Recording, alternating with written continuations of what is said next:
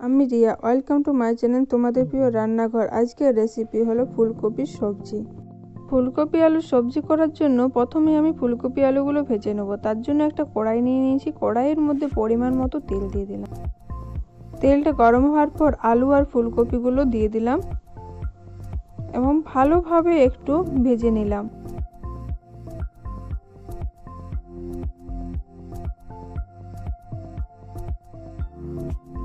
ফুলকপি আলুগুলো ভাজা হয়ে গেছে, এবার নামিয়ে নেব।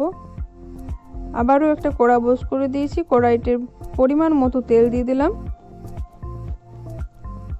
তেল দেওয়ার পর তেলটা গরম হওয়ার পর দুটো কাঁচা লঙ্কা চেরি করে দিয়ে দিলাম। তার সাথে দিয়ে দিলাম কুচি করে রাখা পেঁয়াজগুলো হালকাভাবে ভেজে নিতে হবে আমাদের। ভাজা হয়ে গেছে, এবার দিয়ে দেবো টমেটো পেস্ট করে রাখা টমেটো।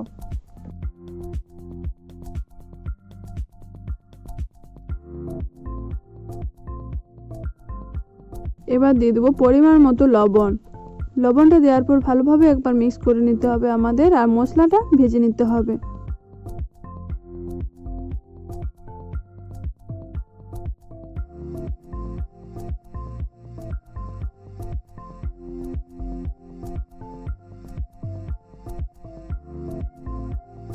টমেটোটা আমাদের ভালোভাবে ভাজা হয়ে গেছে। এবার দিয়ে দেবো কিছু গুঁড়ো মশলা। প্রথমেই দিয়ে দিচ্ছি হলুদ গুঁড়ো, দিয়ে দিচ্ছি জিরে গুঁড়ো, দিয়ে দিচ্ছি ধনে গুঁড়ো, আর দিয়ে দেবো পরিমাণ মতো লঙ্কা গুঁড়ো। লঙ্কার গুঁড়োটা এখানে পরিমাণ মতো দিয়ে দিতে হবে, যে যেরকম ঝাল পছন্দ করে সেই অনুযায়ী। একটু নেড়ে চেড়ে ভেজে নিতে হবে। হালকা পরিমাণে জল দিয়ে ভেজে নেব, যাতে মশলাটা নিচে লেগে না যায়। ভালোভাবে একটু ভেজে নিতে হবে।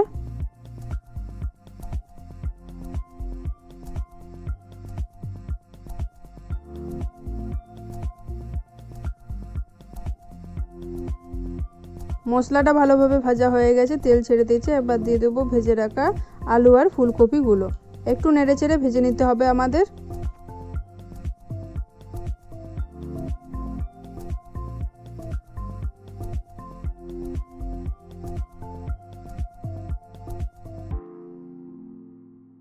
এক গ্লাস মতো জল দিয়ে আমরা একটু সিদ্ধ হতে দিয়ে দেবো, যাতে একটু ভালোভাবে সিদ্ধ হয়ে যায়।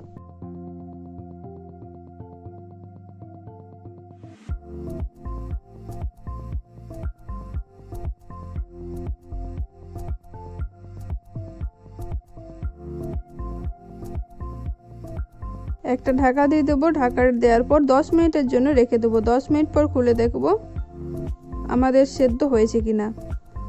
তো আমাদের ভালোভাবে সেদ্ধ হয়ে গেছে। জলও বেশি রাখিনি, জল বেশি রেখে দিলে বেশ ভালো লাগে না।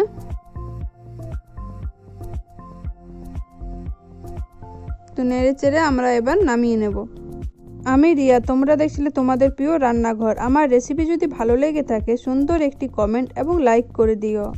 আর তুমি যদি চ্যানেলে নতুন হয়ে থাকো সাবস্ক্রাইব করে পাশে থাকা বেল আইকন প্রেস করে দিও।